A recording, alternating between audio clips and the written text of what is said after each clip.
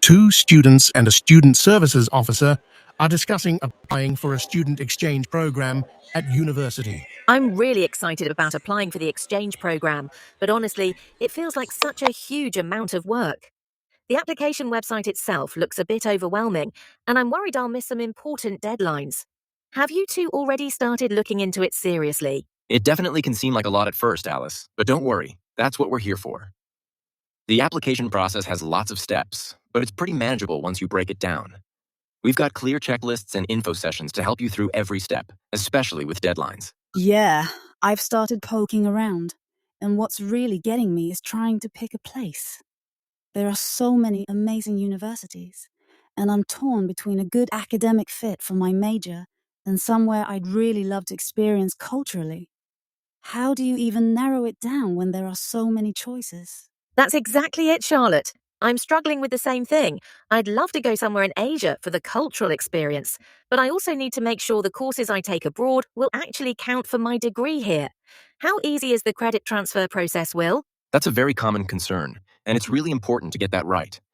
We have specific agreements with most partner universities, so we can tell you exactly which courses will transfer. You need to work closely with your academic advisor to get your course selections approved beforehand, but we can help you with those discussions too. Okay, that's good to know about the academic side. My biggest worry is actually the financial side. Living abroad for a semester or a year sounds amazing, but the cost of living, flights, and tuition for some places just seems super expensive. Are there any scholarships specifically for exchange students that we should know about? I was just about to ask about funding too. It's one thing to budget for a holiday, but a whole semester's living expenses in a new country is a totally different situation. I've heard stories about students struggling financially, and I really don't want to only rely on my parents. Absolutely. Financial planning is really important, and we have several options. The university offers a number of scholarships and bursaries specifically for exchange students, and we can also point you towards external grants.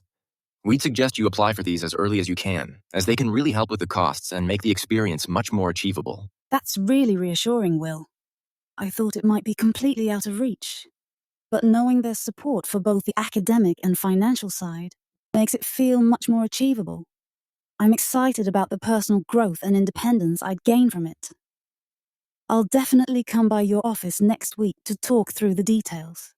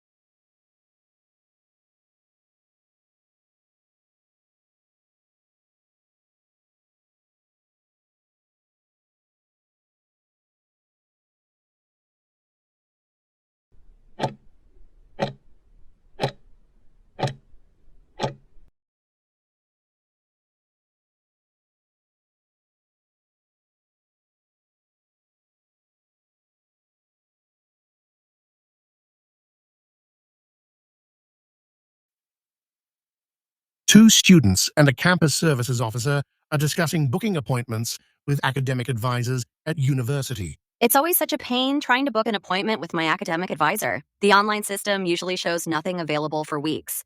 And when a spot finally pops up, it's often at a really bad time. I feel like I have to constantly check the portal just to get something. I totally get how frustrating that is, Laura. We've definitely seen a lot more students wanting advisor appointments, especially during peak registration times.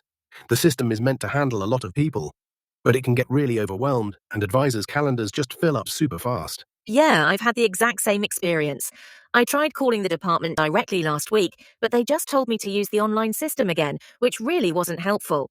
It feels like there aren't enough advisors for everyone, or maybe the booking system just can't handle all of us students. Exactly. And sometimes I just have a quick question that doesn't really need a full 30-minute meeting, but there's no way to just quickly drop in or send an email. It would be so much better if we could just send a quick question and get an answer fast for small things. That's a great point, Laura. My advisor actually told me to try emailing for quick questions, but a lot of the time they're too busy to reply quickly, so it doesn't really help. Maybe the university could set up something where we could send specific questions online and get a reply within 48 hours for things that aren't super urgent. Those are really good points about quicker questions. We're actually looking into different ways to offer support, like maybe a special email system or even some quick question slots that don't need a full appointment. It's about finding a balance between what advisors can handle and making sure students get help fast for all kinds of issues. That sounds promising. I just want to feel like I can easily get the advice I need without it being such a huge hassle. My friend almost missed a course registration deadline because she couldn't get an appointment in time to check her prerequisites, which is a pretty big problem. We definitely don't want students missing deadlines because they can't get in to see someone. It's tough with so many students and not enough advisors, but making it easier to get help is super important. We're constantly looking at new scheduling software and giving advisors more training to handle all the students better. It's good to hear you're working on it. I think being clear about how and when to book, and maybe more appointments becoming available more often, would make a huge difference. Even just like a quick tips section on the advisor website for common questions could mean fewer students need full appointments.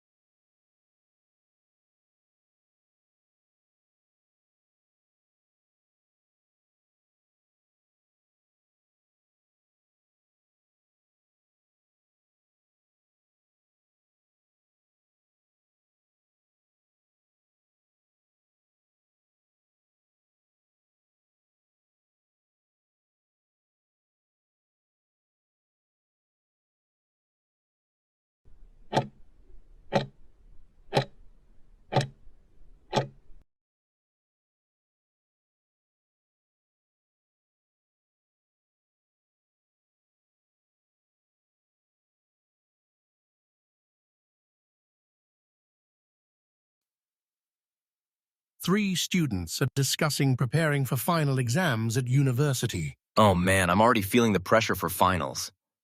It feels like there's just so much to cover and like so little time. I'm trying to figure out the best way to deal with everything, especially for that quantitative methods exam. I really need to ace that one. I know exactly what you mean, Will. I've started making detailed study schedules, blocking out specific times for each subject. For quantitative methods, I've found that doing past papers with a timer on really helps make the concepts stick. It's tough, but it helps you see your weak spots quickly. That's a good strategy, Lily, but sometimes I find past papers just stress me out more if I'm not confident with the material first. I've been focusing more on active recall and spaced repetition, especially for my history courses. It's basically like quizzing yourself all the time and then going back to topics after longer and longer periods. It feels like it helps more with remembering things. Active recall is definitely effective for theoretical subjects. I should try using that more for my literature class. But for math, nothing beats just grinding through problems. Also, don't forget to schedule in breaks. It's so easy to burn out if you're just studying non-stop. I try to do 50 minutes on, 10 minutes off. Yeah, breaks are super important. I've also been thinking about starting a study group for the economics module. Sometimes explaining concepts to someone else helps me understand them better, and they can catch things I've missed. Plus, it breaks up the boringness of studying alone, which can get really isolating. Study groups can be, tricky though. I've been in groups where we spent more time chatting than actually studying, or someone just wants answers handed to them. You have to be really strict with yourselves about it. I prefer studying alone and then just checking in with friends for specific questions. That's true. You need the right people and a clear plan. We definitely need to set some rules, like focusing on specific chapters or problem sets. I think the key is to use it for reviewing difficult topics or quizzing each other, not for initial learning. It's also about keeping each other on track. Beyond all the study techniques, I think it's just as important to look after yourself. I know it sounds a bit old-fashioned to say, but getting enough sleep and eating properly makes a huge difference in how much information you can actually remember. Pulling all-nighters just isn't good for the long term. You end up forgetting everything the next day anyway. Totally agree, Lily. I made that mistake in my first year and really regretted it. Now I make sure to shut down my laptop an hour before bed and do something relaxing, like reading. It helps clear my head. It's all about finding that balance between studying really hard and not burning out completely.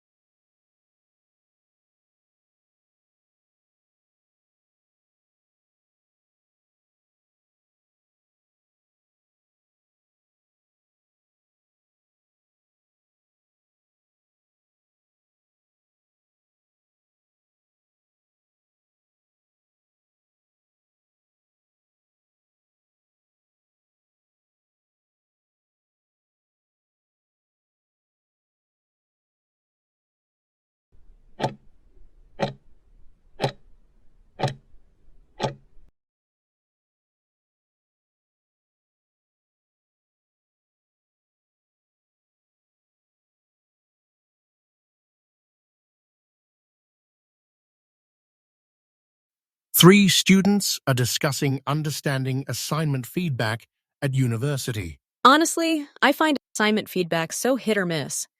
Sometimes it's really helpful, but a lot of the time, it's just really vague or too general. I'll get comments like, expand on this point, and I'm thinking, okay, but how? What exactly should I add?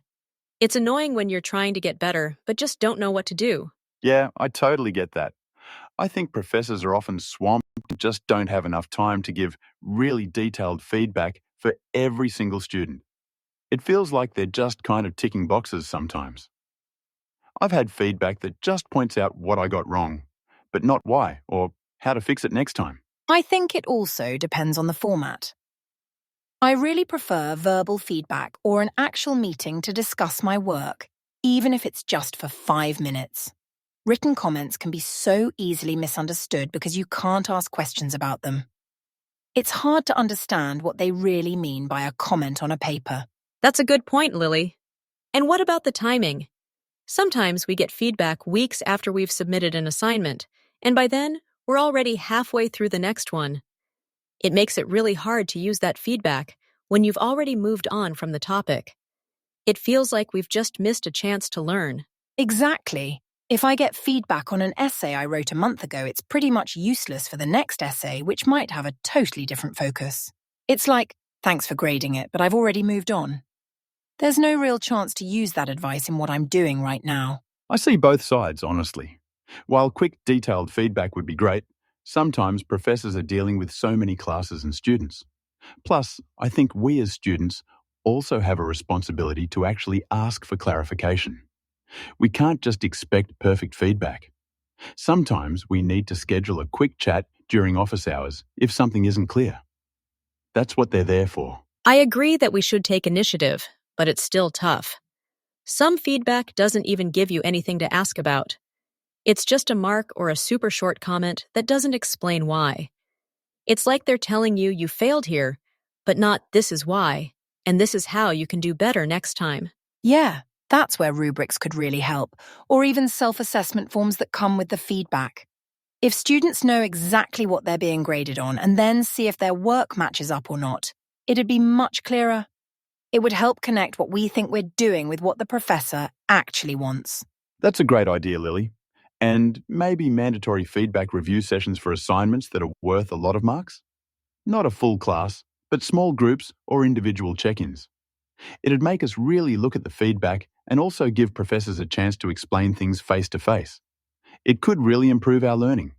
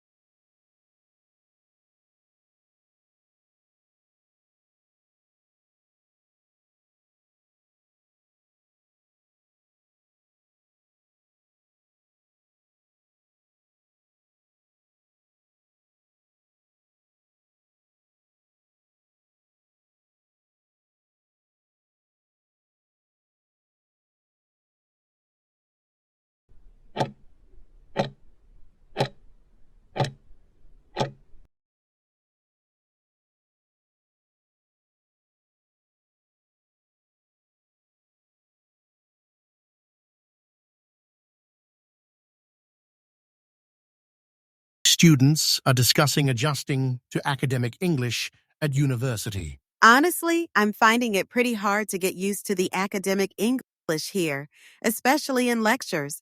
Sometimes professors use so many complex terms that I'm always looking them up, and they speak so fast, particularly with different accents. It can be really hard to keep up. Yeah, I totally get what you mean about the speed and accents. For me, it's not just listening, it's also the writing style. We have to use really formal language and specific structures in essays, which is a big leap from how I used to write. I'm always second guessing if my sentences sound academic enough. That's so true about the writing, River. It's not just about being formal. I've noticed we're expected to not just state facts, but to really think deeply about things and present a detailed argument. It's not just the words, it's how you put your points together and back them up. I find myself rereading my work all the time, trying to make my arguments better. That critical analysis part is definitely tricky, Matilda.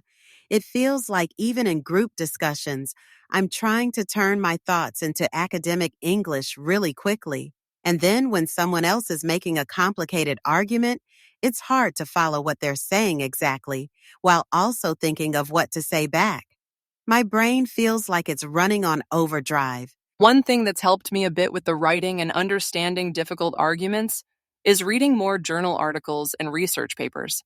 It's like just surrounding yourself with the language. I've also found some university workshops on academic writing really useful, especially for understanding how to structure paragraphs and use good linking phrases. Oh, definitely, River. Reading is super important. But I've also found that joining in seminars, even if I stumble a bit, has been super helpful. It pushes you to say your ideas out loud quickly, which is a totally different skill. It's one thing to write it down, but speaking academically is a whole other ballgame, isn't it? I agree that seminars are important for practice, Matilda, but I still find them really intimidating. Sometimes I have an idea, but by the time I've put it together in my head in proper academic English, someone else has already made the point. It feels like there's pressure to answer right away and sound really good. Don't worry too much about being perfect, Aria. I think the professors understand we're all getting used to it. I've started just focusing on getting my point across, even if I don't say it perfectly, and then making it better later. Maybe trying to just rephrase what others have said first before adding your own thoughts can buy you some time too. That's a good strategy, River. I mean, it feels like it's a gradual process, not something you get good at overnight. We just have to keep practicing and using all the resources the university offers, like the Writing Center or language support. It's definitely a marathon, not a sprint.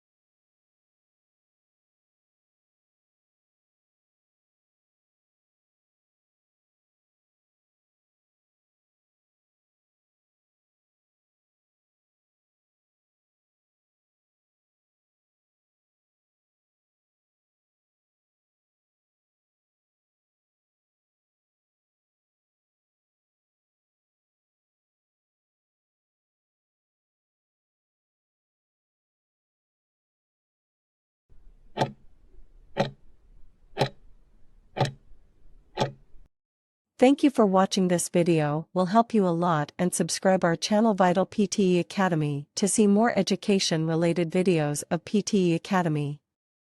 I will meet you in next video.